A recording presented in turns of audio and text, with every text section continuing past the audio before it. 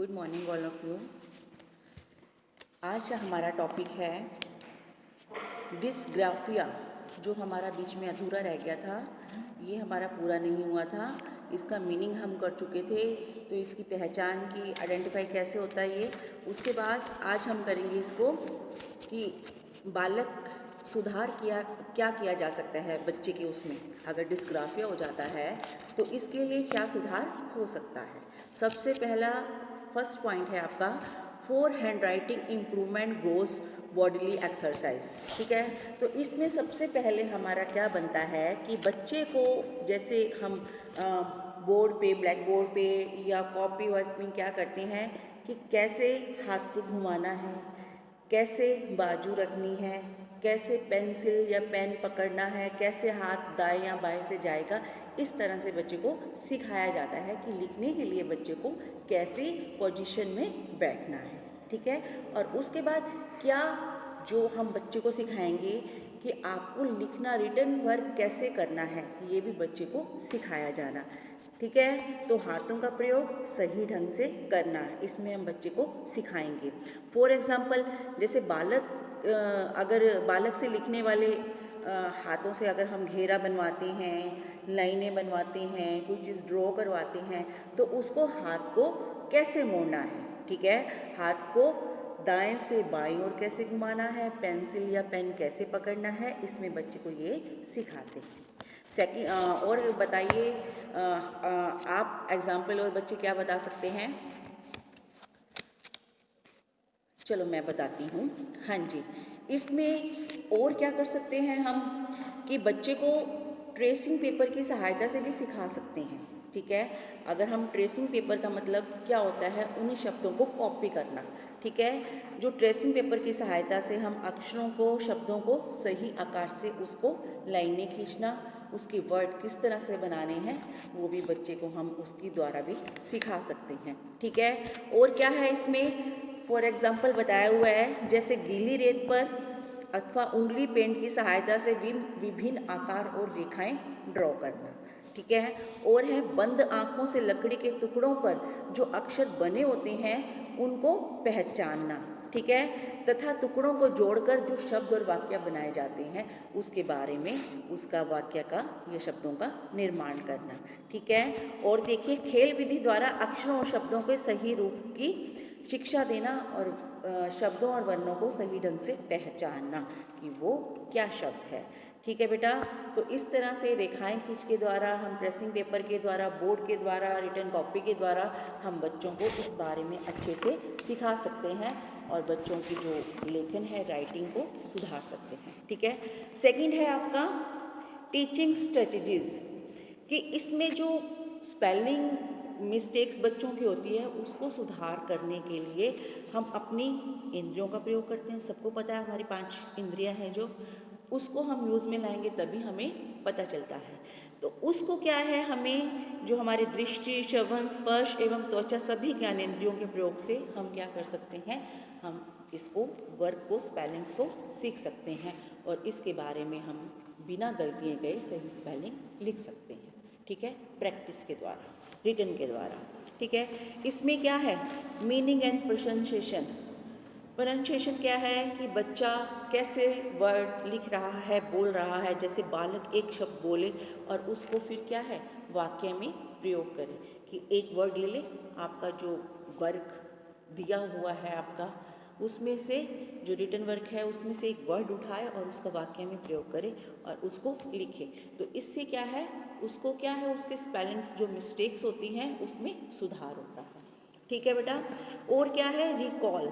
Recall में क्या होता है, जब बालक किसी शब्द का मौखिक रूप से उच्चारण करता है तो उसमें जो सम्मिलित अक्षर होते हैं, अक्षरों को मौखिक रूप से भी वर्णित करता है।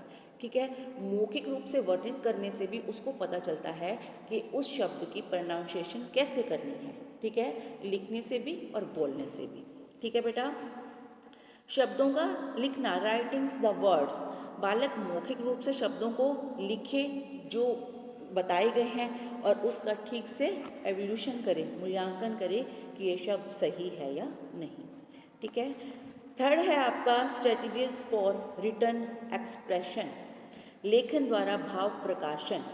इसमें क्या है कि भाषा लेखन के लिए क्या है, भाषा लेखन की असमर्थ संप्रेषण को दोषपूर्ण बनाती है, क्योंकि इससे भावों का प्रकाशन ठीक नहीं हो पाता।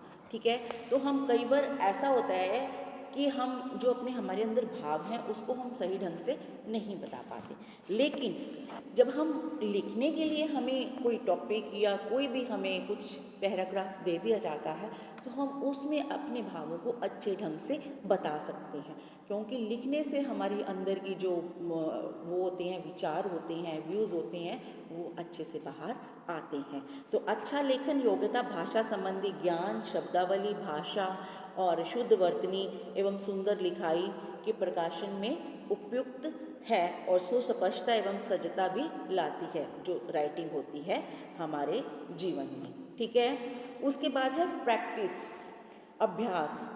भावों की अभिव्यक्ति के लिए लेखन का अत्यधिक अभ्यास भी करवाया जाता है कि हमारे अंदर जो विचार हैं, जो व्यूज़ हैं, उसको अगर हम भावों में, कई बार क्या होता है बच्चे हेरिटेट होते हैं दूसरे के सामने बोलने में, ठीक है, उनको हेजिटेशन होती है, हम दूसरों के सामने बोलकर अपने विचारों को प्रकट नहीं कर पाते, तो क्या है उनको ऑप्शन मिलती है कि आप लिख कर बताइए कि आपके मन में क्या है, इस टॉपिक के बारे में आप कितना जानते हैं, तो उसको हम लिख के दिखा सकते हैं।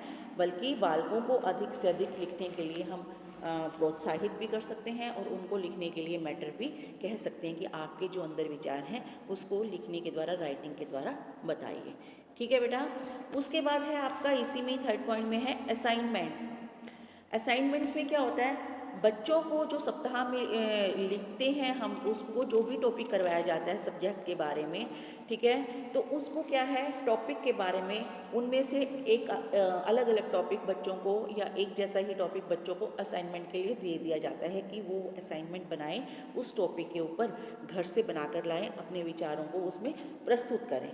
ठीक है, और यह लिखित जो विषय सामग्री होती है वो बच्चों की गुणवत्ता बढ़ाती है और बच्चों की इम्प्रूवमेंट, रिटन राइटिंग में इम्प्रूवमेंट भी करती है। तो इसमें विषय संबंधी विचारों को हम, जो हमारी स्पेलिंग मिस्टेक्स हैं उस पर भी हम ध्यान देते हैं, और जो हमारी व्याकरण, ग्रामर जो संबंधी त्रुटियां होती हैं, ग्रामर मिस्टेक्स होती हैं, उसको भी हम क्या करते हैं, सही ढंग से लिखना सीखते हैं और रिटन के ऊपर हम बहुत ज़्यादा सही, मतलब हमारी जो राइटिंग है, हमें जो स्पेलिंग मिस्टेक्स हैं वो हमारी सही हो जाती हैं और बच्चा अच्छे से रिटन वर्क, जो लिखना और हाथों को कैसे पकड़ना है, ये सब सीख जाता है।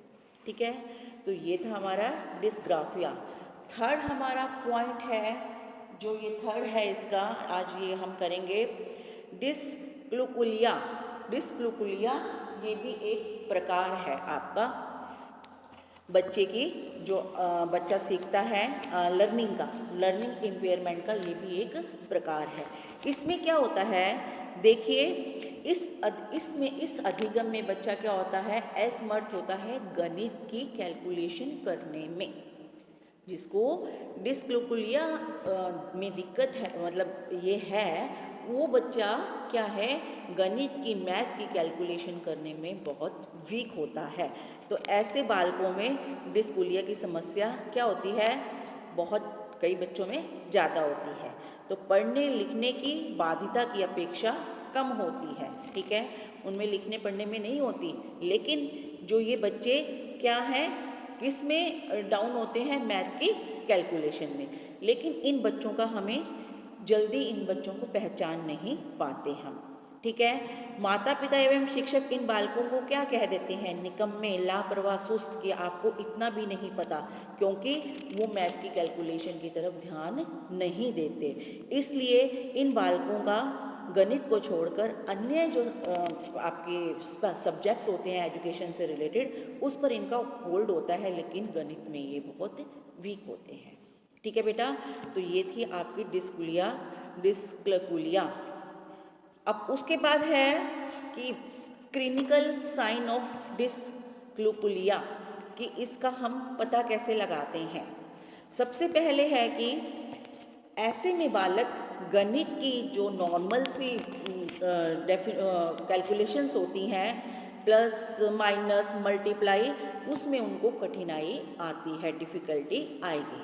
क्योंकि अगर हमें मैथ करना है तो हमें प्लस माइनस मल्टीप्लाई इस सब चीज़ों के बारे में पता होना चाहिए, लेकिन ऐसे बच्चों को इसमें प्रॉब्लम आती है। ठीक है, और क्या है, बच्चों को मैथ में जो हमारे अंक होते हैं, अंकों का क्रम, उनकी जो गणित संबंधी और भी समस्याएं होती हैं डेफिनेशन से रिलेटेड, उसमें भी क्या है, बहुत बड़ी डिफ़िकल्टी होती है ऐसे बच्चे को डिस्कलकुलिया से जो ग्रसित होता है। ठीक है बेटा, और क्या है, जो हमारे मैथ में आकार दिए होते हैं, चिन्ह दिए होते हैं, उसमें भी क्या है, बच्चों को पता नहीं चलता कि वो बच्चे क्या कर रहे हैं, ये कौन सा चिन्ह है। ठीक है, समय एवं दिशा संबंधी जो हमारी दिशाएं होती हैं, डायरेक्शंस होती हैं, ठीक है, हमारी डायरेक्शंस होती है ना, 4 डायरेक्शंस होती है हमारी, तो उसके बारे में भी बच्चों को नहीं पता चलता कि दिशाएं या डायरेक्शन कौन सी है। ये क्या है, ये आपका नॉर्थ है, ईस्ट है, वेस्ट है, तो बच्चों को इसके बारे में भी ज्ञान नहीं होता, उसमें भी वो गलती करते हैं।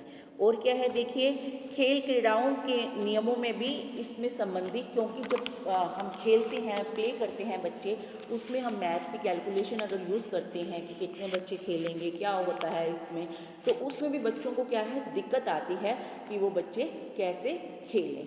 ठीक है, तो उनको पता नहीं चलता मैथ की कैलकुलेशन करने में, वो बहुत ही वीक होते हैं। और जो हमारा रोज़ का हम लेन देन करते हैं अपने फ्रेंड सर्कल में, अपने पेरेंट्स के साथ, उसमें भी वीक होते हैं और वो बच्चे सही हिसाब किताब नहीं लगा पाते। तो ऐसे बच्चों के लिए क्या है, ये बहुत बड़ी ऐसे बच्चे डिस्कलकुलिया की जो समस्या है उससे ग्रसित होते हैं, तो ऐसे इनके बारे में पता लगाया जा सकता है। तो आज के लिए इतना ही। Okay, thank you.